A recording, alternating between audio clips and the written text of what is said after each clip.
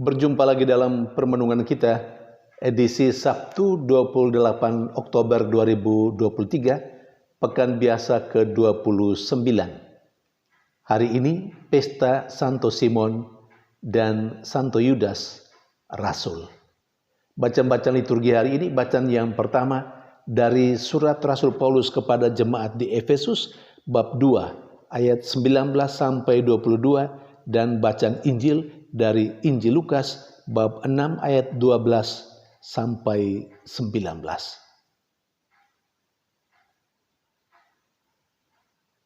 Pesta hari ini. Simon dan Yudas. Siapakah mereka? Tentu mereka adalah rasul-rasul Yesus. Tetapi kita mau tahu sedikit riwayat yang sederhana, riwayat hidup mereka. Simon berasal dari Kana dan sering disebut juga dengan Simon orang Zelot, karena dia rupanya bergabung dengan sebuah kelompok yang disebut dengan kelompok Zelot yang melawan penjajah Romawi. Sementara Yudas dikenal dengan Yudas anak Yakobus atau sering juga disebut dengan Yudas Tadeus. Menurut tradisi, Yudas inilah yang menulis surat apostolik dan menjadi salah satu surat dari perjanjian baru. Dia menulis suratnya ditujukan, dialamatkan kepada orang-orang yang telah meninggalkan Yudaisme, dan dalam suratnya dia berbicara tentang perlunya moralitas yang baik dan juga dia melawan ajaran-ajaran sesat.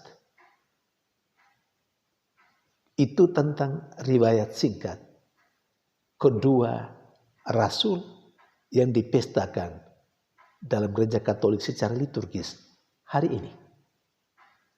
Lalu apa kata kedua bacaan liturgi tentang mereka? Memang kedua bacaan liturgi hari ini berbicara secara umum tentang rasul. Jadi masuk di dalamnya Simon dan Yudas yang dipestakan hari ini. Dalam bacaan yang pertama misalnya, Rasul Paulus memberi penjelasan kepada jemaat di Efesus bahwa gereja itu dibangun oleh Yesus Kristus, kemudian diwartakan dan diajarkan oleh para rasul. Dan gereja, yakni kelompok orang yang percaya kepada Kristus itu, menjadi keluarga kudus, menjadi sebuah keluarga kudus, keluarga Allah. Di dalamnya persahabatan sangat erat. Tidak saja keeratan persahabatan di antara orang-orang yang ada di dalamnya, tetapi juga persahabatan, keakraban, keeratan antara orang-orang yang percaya dengan Allah itu sendiri. Bahkan orang-orang yang percaya disebut juga dengan bait Allah. Saudari dan saudara yang terkasih, kita gereja, kita dibangun oleh Yesus Kristus dan diwartakan oleh para rasul.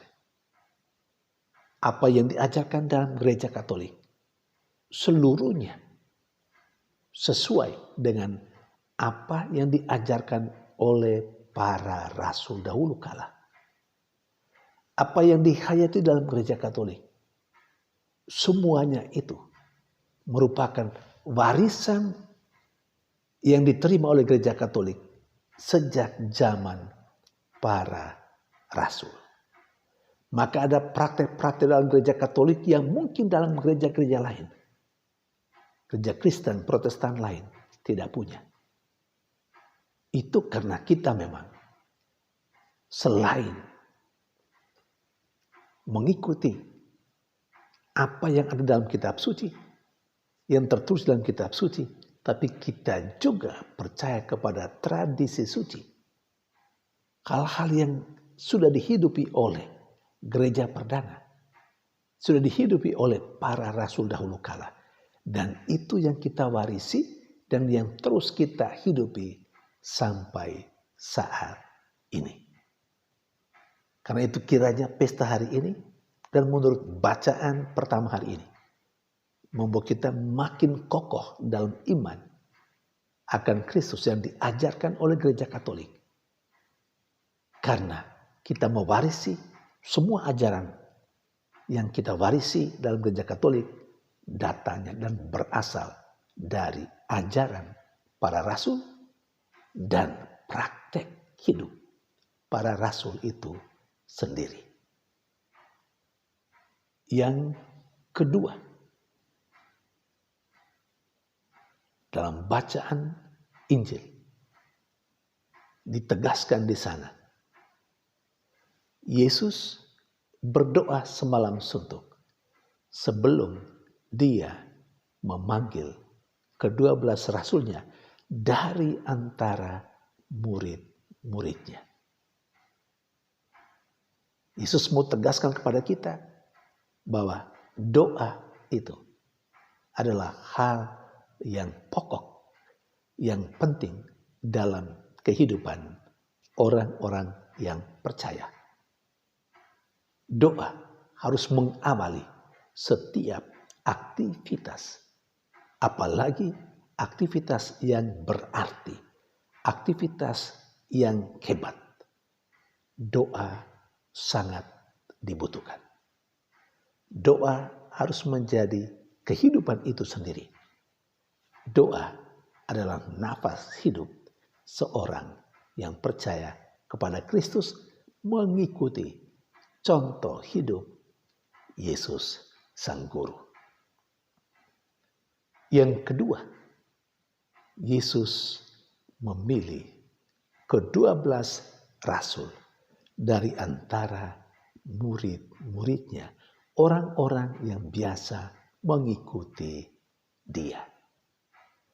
Kalau Yesus memanggil ke-12 rasulnya dari antara orang banyak, dari antara murid-muridnya, itu tidak pertama-tama karena Yesus tidak mampu melakukan tugas dan tanggung jawabnya. Karena itu Yesus membutuhkan para rasulnya. Tidak pertama-tama karena itu. Tetapi Yesus seorang yang visioner. Dia melihat jauh ke depan. Yesus menyadari bahwa dia pada suatu saat akhirnya meninggalkan dunia yang fana ini setelah dia melaksanakan tugas dan tanggung jawab yang dipercayakan oleh Allah Bapanya kepadanya, yakni menyelamatkan manusia melalui sengsara, wafat dan kebangkitannya. Dan setelah kebangkitannya dari antara orang mati, Yesus naik ke surga. Dan saat itulah segala pekerjaan yang telah diletakkan dasarnya oleh Yesus dilanjutkan oleh para rasulnya. Karena itu, Yesus sejak awal telah memilih ke-12 rasul, pilar-pilar kehidupan gereja yang akan melanjutkan tugas dan tanggung jawab yang sudah dimulai dan yang sudah dilaksanakan oleh Yesus. Ini penting. Sekali lagi, Yesus memilih ke-12 rasul. Tidak karena dia tidak mampu. Jadi tidak pertama-tama karena dia tidak mampu melaksanakan tugas dan tanggung jawab. Tetapi Yesus menunjukkan dirinya sebagai seorang yang visioner. Yang sudah melihat jauh ke depan. Bahwa pada waktunya dia memberikan tanggung jawab itu kepada para rasul. Dan para rasul harus melakukan tugas dan tanggung jawab itu secara bersama-sama atau dalam kebersamaan, bukan sendiri-sendiri. Poin yang ketiga, Yesus menampilkan dirinya melalui bacaan Injil hari ini. Dia tampilkan dirinya sebagai seorang guru yang tidak hanya mengajar secara teoritis, tetapi juga memperlihatkan secara praksis. Yesus mengajarkan secara teoritis, tapi juga dia menyembuhkan orang-orang sakit. Di sini Yesus adalah guru yang amat sangat baik, yang menularkan pengajaran-pengajarannya, pengetahuan-pengetahuan yang dia miliki, pemahaman-pemahaman yang benar yang menjadi kehendak Allah kepada orang yang mendengarkannya. Tetapi pada saat yang sama, dan terutama kepada para rasulnya yang baru saja dia pilih, Yesus mau katakan teori saja, pengajaran saja belum cukup. Karena itu harus diikuti, dibarengi dengan perbuatan-perbuatan yang konkret. Dan yang terakhir, begitu banyak orang yang ingin menjamah Yesus. Karena dari dalam diri Yesus keluar kuasa yang menyembuhkan. Saudari dan saudara yang terkasih, luar biasa pribadi Yesus Kristus. Orang menjamah saja dia, orang bisa sembuh. Semacam ada magnet yang keluar dari dirinya. Daya, kekuatan, kuasa yang keluar dari dirinya. Kuasa yang mengampuni, kuasa yang menyembuhkan, kuasa yang meneguhkan. Maka banyak orang ingin menjamah Yesus.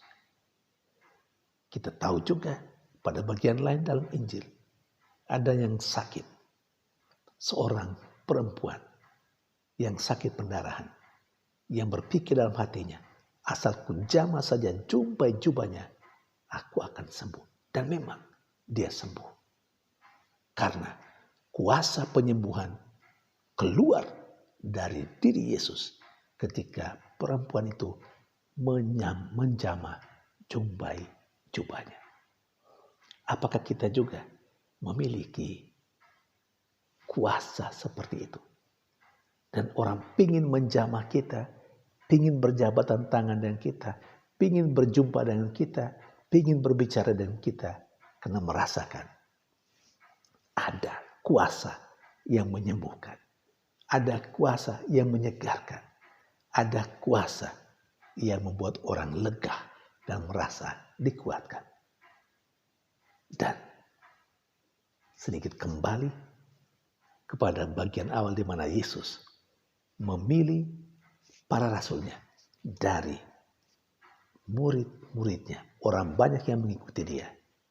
Maka Yesus mau tegaskan, mengikuti Yesus tidak hanya sampai pada level menjadi murid, tetapi harus naik tingkat menjadi rasul.